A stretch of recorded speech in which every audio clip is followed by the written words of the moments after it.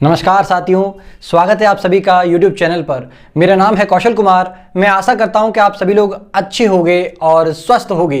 तो दोस्तों, हिस्ट्री की सीरीज चल रही है ये सीरीज का 4th पार्ट होने वाला है हिस्ट्री। जी हाँ दोस्तों, यदि आप लोगों को आसान भाषा में बिना बोर हुए हिस्ट्री को सीखना है आनंद के साथ, तो जल्दी से चैनल को सब्सक्राइब कर लीजिए और अपने दोस्तों को शेयर कर दीजिए। और आपको अगर ये वीडियो अच्छी लगती है तो प्लीज वीडियो को लाइक जरूर करते रहें, क्योंकि हमारा हौसला बढ़ता रहेगा और हम आपके लिए ऐसे ही वीडियोस लेके आते रहेंगे। तो चलिए बिल्कुल भी देरी नहीं करेंगे और स्टार्ट करते हैं आज की वीडियो का हमारा पार्ट 4th। जी हाँ दोस्तों, आप सभी ने सुना होगा सिंधु घाटी सभ्यता के बारे में। जी हाँ दोस्तों, आप सभी लोग 6ठी क्लास से ही सिंधु घाटी सभ्यता के बारे में जानते हैं और आप वैसे भी जानते हैं, लेकिन मेरा दावा है कि आप लोगों को आज एक अद्भुत जानकारी देके जाऊंगा सिंधु घाटी सभ्यता के बारे में। तो चलिए स्टार्ट करते हैं सिंधु घाटी सभ्यता को, लेकिन उससे पहले कुछ इंपॉर्टेंट चीज आपको बता देते हैं।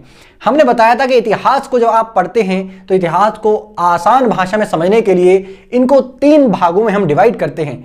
सबसे पहला हमारा प्रागैतिहासिक काल, यानी कि पाषाण काल भी इसको कहा जाता है, और ये जब से माना जाता है जब से मानव का जन्म हुआ है। कब तक? केवल 2500 या 3000 बीसी तक ये हमारा काल माना जाता है। लेकिन दूसरा है हमारा आदि ऐतिहासिक काल, जिसको हम सिंधु घाटी सभ्यता के नाम से भी जानते हैं, और ये माना जाता है हमारा 2500 से लेके 1700 बीसी तक, यानी कि ईसा पूर्व तक। तो दोस्तों, आप लोगों को यह समझना है कि आखिर ये जो आदि ऐतिहासिक काल है, इसको आदि ऐतिहासिक काल क्यों कहा जाता है। तो इसके फैक्ट हैं कि सबसे पहले तो ये जो कार्बन डेटिंग प्रोसेस के थ्रू ये पता लगाया गया है इस समय पर जितने भी हमारे अवशेष मिले हैं उनके थ्रू, कि इनके हिसाब से ये 2500 से लेके 1700 बीसी तक का काल है, यानी कि बिफोर सेंचुरी तक का ये काल माना जाता है।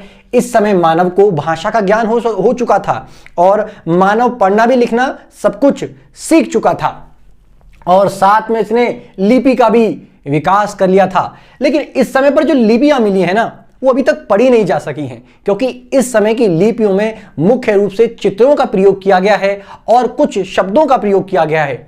वो किस प्रकार के शब्द हैं, उनका क्या मायने हैं, क्या मीनिंग है, अभी तक उसका पता नहीं लगा पाए हैं। और इसीलिए कहा जाता है कि सिंधु घाटी की जितनी भी हमारी लिपियां हैं उनमें से बहुत सारी लिपियां पढ़ी ही नहीं जा सकी हैं, और सिंधु घाटी में जो लिपियां मिली हैं उनमें यू, जी हां दोस्तों, यू शब्द बहुत मिला है। इस प्रकार से यू आकार का एक शब्द बहुत प्रचलन में था। ठीक है, तो इसको हमारा कहते हैं आदि ऐतिहासिक काल, कि यहां पर क्या था, इतिहास के साक्ष्य हैं, यानी कि साहित्यिक स्रोत के थ्रू भी यहां पर जानकारी मिलती है।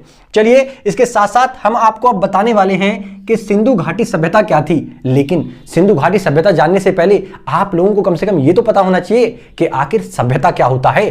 तो मैं 2 चीज बता रहा हूं आपको, 2 चीजों में अंतर स्पष्ट कर लीजिए, एक सभ्यता और एक संस्कृति। सभ्यता का मतलब है कि हमारे समाज में जितने भी भौतिक गुण है ना, उनको हम कहते हैं ये सभ्यता का भाग है। और संस्कृति मतलब हमारे समाज के जितने भी अभौतिक गुण हैं उनको कहते हैं हमारा ये संस्कृति का भाग है। कैसे? एक एग्जांपल देखना कि हम सभी लोग पूरे वर्ल्ड के अंदर क्या करते हैं, कपड़े पहनते हैं अपने शरीर को ढकने के लिए या काफी सारी चीजों से बचने के लिए।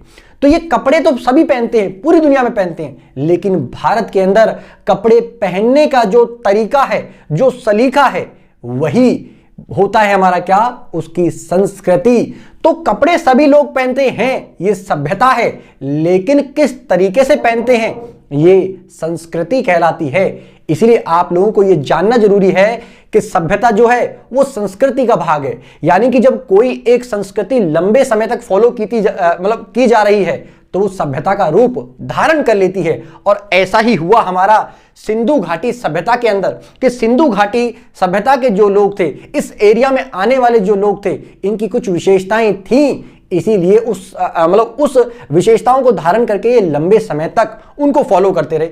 इसीलिए इसका नाम भी पड़ा हमारा क्या, एक नई सभ्यता। लेकिन क्या इससे पहले मानव की कोई सभ्यता नहीं थी? बिल्कुल थी। लेकिन दोस्तों, इससे पहले मानव गांवों में रहता था, ग्रामीण क्षेत्रों में रहता था। यह पहली नगरीय सभ्यता थी। सिंधु घाटी सभ्यता का महत्व इसलिए है क्योंकि ये हमारी नगरीय सभ्यता थी। ये सिटी था, एक बहुत ही वेल डेवलप्ड आपका सिटी था, इसलिए इसका महत्व ज्यादा बढ़ जाता है। तो फिर इसको सिंधु घाटी क्यों नाम दिया गया? सिंधु घाटी इसलिए नाम दिया गया क्योंकि ये सिंधु नदी हमारी बहती है। आप जब भारत के मैप में देखेंगे तो पाकिस्तान से होते हुए, मतलब जम्मू कश्मीर से होती हुई आ रही है, और पाकिस्तान के एरिया में जब आप देखेंगे तो सिंधु नदी बहती है। और सिंधु की सहायक नदी, इसके मतलब अपवाद क्षेत्र, सिंधु की सहायक नदी और सिंधु नदी का जो अपवाद क्षेत्र था, उसके क्षेत्र में रहने वाले जितने भी लोग थे, जितनी भी सभ्यता विकसित हुई, इसीलिए इसका नाम रख दिया गया सिंधु घाटी की सभ्यता, सिंधु नदी के आधार पर। लेकिन क्या आपको पता है, सिंधु घाटी जो सभ्यता है ना, इसको हड़प्पा के नाम से भी जानते हैं। जी हां, हड़प्पा की सभ्यता भी कहते हैं। क्यों? क्योंकि सिंधु घाटी में जब किसी व्यक्ति ने मतलब खोज लगाई ना, तो पता चला ईंट निकली, और ईंट निकालते निकालते पता चला कि उसने जब खुदाई कर दी तो एक कमरा निकल आया, और पता चला कि एक कमरे के बाद दूसरा कमरा, दूसरे के बाद तीसरा कमरा, और ऐसे करके पूरे के पूरे नगर का खोज हो गया। और वहां पर सबसे बड़ा जो नगर मिला ना, वो मिला आपका हड़प्पा। इसलिए, और सबसे पहले खोजा गया क्या नगर था? हड़प्पा ही था। इसीलिए इसको हड़प्पा सभ्यता के नाम से भी जानते हैं। तो इस जो हड़प्पा नगर की खोज थी, किसने करी थी? ये दयाराम साहनी ने 1921 में। तो सिंधु घाटी की खोज भी इन्होंने ही करी थी। दूसरा, मोहनजोदारो जो आपका क्षेत्र है, वो इसकी खोज करी थी इस स्थल की राखल दास बनर्जी ने। तो इसको सिंधु संस्कृति के नाम से भी हमारा जानते हैं। तो आई होप आपको इतना समझ में आया होगा। साथ ही इसको कांस्य युगीन, कांसा क्या होता है? कांसा एक धातु होती है जो तांबे और टीन के मिश्रण से बनाई जाती है। तो इस समय पर इसका प्रयोग था, इसीलिए इसको कांसा युगीन संस्कृति भी कहते हैं। साथ ही इसको नगरीय या शहरी सभ्यता के नाम से भी जाना जाता है। इसके साथ साथ ये एक शहरी सभ्यता थी, नगरीय सभ्यता थी, और ये 13 लाख वर्ग किलोमीटर के क्षेत्र में फैली हुई थी। पूरे के पूरे 13 लाख वर्ग किलोमीटर का क्षेत्र। इसकी आकृति त्रिभुज आकार की थी।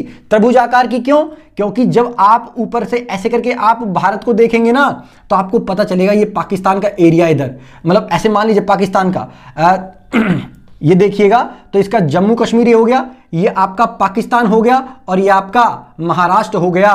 तो यहां तक, और इधर हमारा उत्तर प्रदेश। तो कुछ थोड़े बहुत एरिया को अगर हम छोड़ दें तो इसकी आकृति, सिंधु घाटी के सभ्यता के जो नगर पाए गए हैं उनका डिजाइन बनता है ट्रायंगल शेप का। इसलिए इसको त्रिभुज आकार की सभ्यता भी कहते हैं कि ये हमारी सभ्यता त्रिभुज आकार की थी। ये योजनाबद्ध और नियोजित संस्कृति या सभ्यता थी। यहां पर सारे काम नियोजित तरीके से होते थे। राजा का एक अलग काम था, व्यापार भी नियोजित रूप से होता था, और यहां पर कामगारों का भी वर्गीकरण था, कौन व्यक्ति क्या काम करेगा, पूरा का पूरा डिवाइडेशन था। ये हमारा सिंधु घाटी बहुत ही अद्भुत सभ्यता थी। आप लोगों को आगे बताएंगे कि आज के समय में आप जी रहे हो ना, इससे भी वेल डेवलप अच्छी संस्कृति थी सिंधु घाटी। कई सारी अद्भुत चीजें तो आपको ऐसे मिलेंगी कि आपको ऐसा लगेगा 21वीं शताब्दी से पहले तो ये आज आप 21वीं शताब्दी में जी रहे हैं। 5000 साल पहले लोग आपसे अच्छे जीवन को जीकर जा चुके हैं। अगर हम इस सिंधु घाटी सभ्यता को देखेंगे ना, तो इसका सबसे उत्तर में जो क्षेत्र पड़ता है वो पड़ता है मांडा। ये कहां पर है? जम्मू कश्मीर के अंदर, चेनाब नदी के पास। जी हां, यहां पर क्या उत्तर प्रदेश, पूरब में उत्तर प्रदेश इसका अंतिम छोर है, आलमगीरपुर हिंडन नदी, और दक्षिण में जाओगे तो दैमाबाद महाराष्ट्र के अंदर प्रवरा नदी के क्षेत्र तक ये फैला था। और फिर यहां पर पाकिस्तान के अंदर नाम क्या है? सुतकांगेडोर। क्या है? सुतकांगेडोर, दासक नदी के किनारे पर। जी हां, तो इनमें क्वेश्चन कई बार पूछा जा चुका है। ये सबसे पूरब के, सबसे उत्तर के अंदर, सबसे दक्षिण के, सबसे पश्चिम और सबसे पूरब का क्षेत्र कौन सा है? राज्य या देश? और फिर साथ में नदियों के नाम भी पूछे जा चुके हैं, इसलिए मैं आपको बता रहा हूं, ध्यान से समझ लीजिएगा।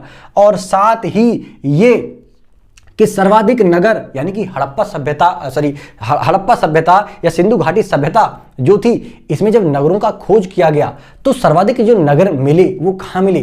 तो सर्वाधिक नगर मिले आपका गुजरात के अंदर और पाकिस्तान के अंदर। जी हां, इसमें भी सबसे ज्यादा गुजरात के अंदर मिले हैं, ध्यान रखिएगा। ठीक है ना। दूसरे नंबर पे पाकिस्तान आता है। इसके साथ साथ ये जो नगर था इसको कितने भागों में डिवाइड किया गया था? 2 भागों में। यानी कि एक तो ऊपर का भाग था जो उत्तर पश्चिमी भाग था, लगभग पाकिस्तान वाला एरिया, इसको दुर्ग नाम से जानते थे। और यहां पर ऊंचे वाले क्षेत्र था तो यहां पर व्यापारी वर्ग रहता था और शासक वर्ग मतलब राजा रहता था। और ये लोग अपने किलेबंदी करके रखते थे बकायदा, प्राचीर यानी कि सुरक्षा प्राचीर से पूरा का पूरा इनका एरिया घिरा रहता था। क्यों? ताकि कोई आक्रमण करे तो उससे पहले उनकी सुरक्षा की जा सके। साथ ही ये दूसरा भाग था जिसे क्या कहते थे? पश्चिमी भाग, इसको निचला भाग कहते थे। और यहां पर कामगार वर्ग यानी कि मजदूर वर्ग निवास करता था।